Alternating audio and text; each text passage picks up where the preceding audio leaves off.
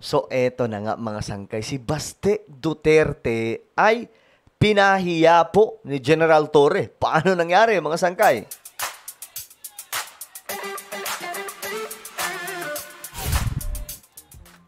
Yo guys, this is me Sangkay Janjan. I'm back for another vlog today. How are you guys? At ito pag-usapan po natin ngayon mga sangkay itong si Baste Duterte, no? Na masyado pong mainit pa rin po ngayon ang pangalan mga sangkay. Pinagtitripan ng taong bayan dahil daw po sa kaduwagan. At ngayon itong si General Torre talagang nagsalita nga po. Ano kaya ang kanyang sinabi kay Baste, no? Pag-usapan po natin 'yan. Anyway, bago tayo magtuloy-tuloy, paki-subscribe po muna yung ating YouTube channel. Tayo po ay nakarating na. Congratulations po sa ating lahat. Tayo po ay nakarating na sa 1.54 million subscribers. Kaya naman kung ikaw ay hindi pa po nakakapag-subscribe dyan, makikita nyo po yung subscribe button sa baba ng video na to. I-click nyo lamang po yung subscribe, i-click ang bell, at i-click nyo po yung all. Sa mga nanonood po sa Facebook, syempre guys, i-follow nyo po yung ating Facebook page. Okay, ito na nga mga sangkay. Kanina, mga sangkay o kahapon, nabanggit special mention ni PBBM si General Torre. Pampagul vibes tayo ha. Tingnan niyo po ito mga sangkay. Pinangalanan dito ni PBBM lahat ng mga kampiyon ng Pilipinas sa sports. At ito ang sumunod na nangyari mga sangkay. Sumusunod sila sa yapak ng ating mga kampiyon at world-class na athlete. Tulad ni Senator Manny Pacquiao. Yun. Pinangalanan yung mga kilalang Pinoy na kampiyon. Ni Heidelin Diaz. Yun. Ni Caloy Yulo. Yun. Ira Villegas. Yun. Ni Petesio. EJ Obiena. Yun. Alex Ayala. Ang Paralympian natin na sina Gerald Mangliwan, Sandy Asusano, Angel May Otong, at Ernie Gawilan. Sama na rin natin yung bago nating kampiyon, si PNP Chief Nick Torra.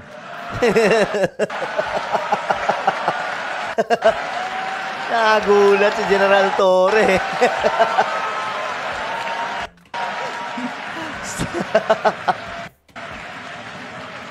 Ang bira mga sangkay. Ay nako po.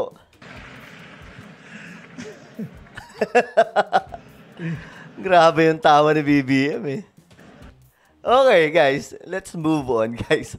Eto muna tayo, diretso nga po tayo mga sangkay. Etong si Baste pinahiya nga po ni General Torre. So ano nga ba ang nangyari mga sangkay? Eto.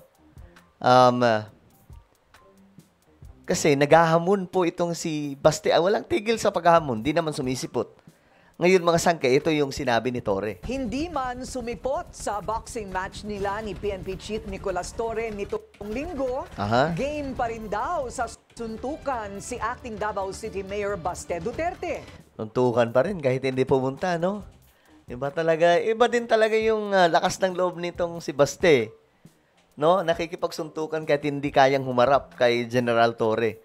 Well, kung akong tatanungin, dapat hindi na po yan harapin ni General Torre kasi wala pong bayag eh. Hahamon-hamon pero mangungundisyon. Tapos magrarason pa na may nakabook na daw po ng flight para lamang ready na daw umalis. Kaya niloko daw po tayong lahat ni General Torre. Alam daw po ni Torre na aalis sila mga sangkay, which is kalokohan. Kung matapan po talaga, dapat kinansela po yung flights. Nireschedule. Ganun lang po kadali yun mga sangkay, diba? Pero si Torre hindi na raw papabudol ulit. Yun, dun siya napahiya mga sangkay si Baste. Ito ang agenda report ni Francis Polve. Nag-post ng fake news alert sa kanyang Facebook account si PNP Chief Nicolas Torre para linawin ang shared post ni General Pilmor Escobal na nagtatanong umano kung totoong mandatory ang boxing match for a cause na ginanap sa Rizal Memorial Coliseum nitong linggo ng umaga. Totoo rin daw ba na mandatory ang mag-donate? Sagot ni Torre, hindi nila inobligahan na dumalo ang mga pulis. Nako. Katunayan, kinulang pa ang ibinentang ticket sa venue. Kasi yan po yung issue nila mga sangkay. Yung mga pumunta daw, pinilit lamang daw po, inobliga lamang daw po ni General Torre, which is kalokohan mga sangkay. Sino magbabantay sa paligid natin? Diba? Ewan ko sa mga yan. At umabot sa halos 20 million pesos ang ticket sales. Bukod pa sa food at non-food items na kanilang ipinamahagi sa mga nasalanta ng bagyo at habagat sa Tondo, Maynila. Nagkakontrobersya rin sa benepisyaryo ng tulong. Sa post ni Ramon Tulpo, tila talo rin daw sa boxing ang Red Cross dahil naunahan daw sila ng DSWD na kumubra sa ayuda. Binigyan na namin sa DSWD, sa National Red Cross at Quezon City Red Cross. Mamaya ay pupunta kami sa Baseco, magdadala kami ng konting ayuda rin. Part ng ayuda ay dadalhin namin sa kanila. Win by default na si Torre. Bugbog sarado naman si acting Davao City Mayor Grabe naman yung reporter na to. Baste Duterte sa dami ng negatibong komento sa social media sa hindi niya pagsipot sa laban. Ganun talaga. Kahit nga ako mga sangay, ang gusto ko lang talaga mangyari. Alam niyo bakit pinuputakte ko si Baste? Gusto ko kasi mangyari na matuloy yung jumbagan nila mga sangkay nung linggo. Yung tipong ma-call out po itong si Baste na pumunta. Kaso nga lang mga sangkay, wala eh. Wala po talaga. Alam niyo kung totoong matapang yan si Baste, hindi niya kailangan mangundisyon, hindi niya kailangan mga sangkay maghamon, rekta na lang. Lalong-lalo na, ito pa yung sinasabi nila mga sangkay. Ito, papakita ko po sa inyo. Sabi nila kasi, pinost ko yun mga sangkay. Wait lang, hanapin natin. Ito yung pasakalye nila mga sangkay. Sabi dito, ayan, siya nag-set ng venue. Siya nag-set ng petsa ng laban. Siya nagpa-set up ng ring. Siya lang din mag-isang lumaban, tapos siya din ang panalo. Guys, ang palabas nila mga sangay dito, sinet up daw ni Torre ang lahat. Ganito lang yan. Ganito lang yan. Si Torre ang totoong matapang. Kasi nung hinamon siya, mga sangkay, nagkusang loob siya na mag-set ng venue, nagkusang loob siya na mag-set ng date, nagkusang loob siya na magpa-set up ng ring para matuloy ang laban. Nag-effort. Ang hinamon po ang nag-effort, hindi po yung naghamon. Di ba? Dapat kasi Baste ang gagawa ng action yan. O sige, magano tayo, boxing tayo. Ito yung venue. Di ba? Kasi hindi, mga sangkay. Sa totoo lang, itong sinasabi nila, tama to. Siya ang nag-set halos lahat. Na ang ibig sabihin lamang nito, si Torre ay seryoso sa laban. Hindi siya yung duwag na katulad po ng iba dyan, mga sangkay, na daming rason. So what kung siya ang nagpa-set up? Diba? So what? Hindi ba sila mas natuwa, mga sangkay, na ang hinamon pa mismo ang nag-set ng venue? Total, matapang ka, then go. O, diba, mga sangkay? O, tuloy natin. Paglilinaw ni Baste. Hindi naman kita hinamon, sinabi ko talaga. Hindi daw hinamon, pero kitang-kita sa video. Pag nagsuntukan tayo, mabubugbog kita. Wala, hindi ganun ang term mo nun. Hindi ganun ang term. To, gumagawa ng kwento eh. Hindi kita hinamon.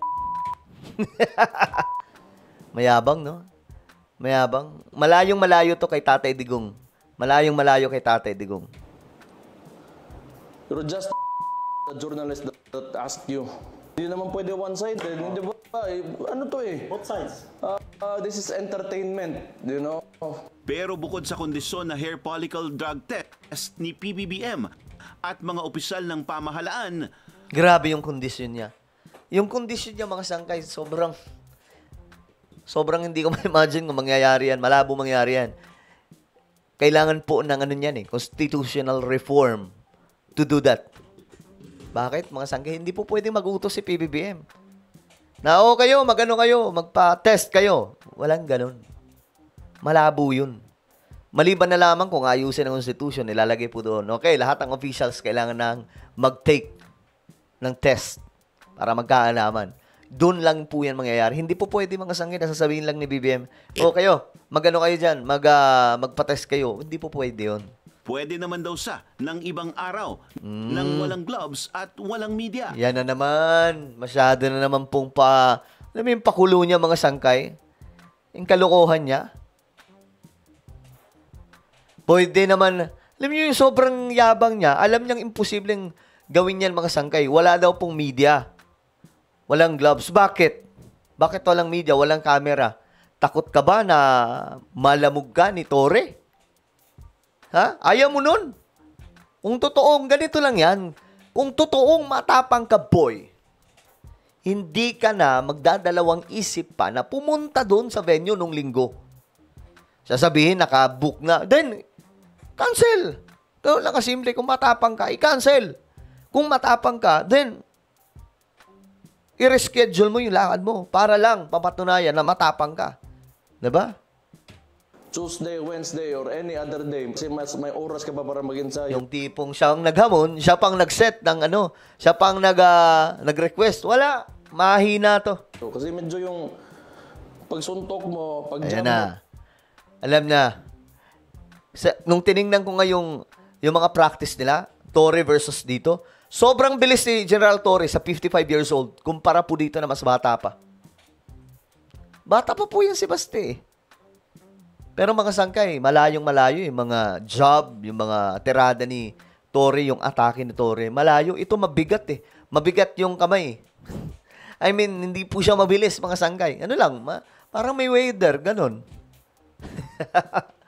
Kaya siguro natatakot. Pero syempre, dahil siya ang nagsasalita dito, mayabang siya. Nakababa ka agad yung kamay mo, kailangan nakadepensa yan sa mukha mo. Pag job mo, balik ka agad sa mukha, ha? So, konting advice lang, mag-ensayo ka. Pero tablado na ito kay Torre. I don't think really that there's still logic. Oh, ayan na ha. Ito, dito mga sangkay, napahiya si Baste. In anything that he say anymore. Parang yun nga eh. Ang credibility kasi parang, di ba, maloko mo ako ng isang beses, shame on you. Pag niloko mo ka ng 2 beses, shame on me. At kaya nga nagtataka ako anong klase yung mga supporters meron siya na alam na nanloloko lang yung tao, nagpapaloko na rin lang sila at tuwang-tuwa naman silang niloloko sila. Dagdag ni Torre, tapos na ang boxing kahapon at ang seguridad ng zona na ang kanilang... Oh, ngayon mga sangkay, pahiya dito si Baste. Sabi niya ang kredibilidad kasi, 'di ba? Eh, halimbawa na lang niloko ka na. Magpapaloko ka pa ulit. Maloko ka ng 1 beses pero wag ka nang magpaloko sa pangalawang beses kasi pag nangyari 'yun, uto-uto ka na. So, kung papayag si Torre mga sangkay na magkikipag-boxing, uto-uto na to si Torre. Kasi ang mangyayari naman niyan mga sangkay, ganito na naman. Ang mangyayari niyan, sasabihin na naman ni Baste, hindi naman ako naghamon. Hindi na naman tuloy yan mga sangkay. Tapos hindi na naman po siya ang naghamon. Diba? Buti na lang, dito talagang nadibdiban ni Torre si Baste. Tapos ng laban, panalo si Torre, naduwag si Baste. Ano po ang inyong opinion? Just comment down below. Meron po tayong YouTube channel, Sangkay Revelation. Hanapin nyo po ito ngayon sa YouTube. Kapag nakita nyo na, i-click nyo po yung subscribe, i-click ang bell, at i-click nyo po yung all. Ako na po yung magpapaalam. Mag-iingat pong lahat. God bless everyone.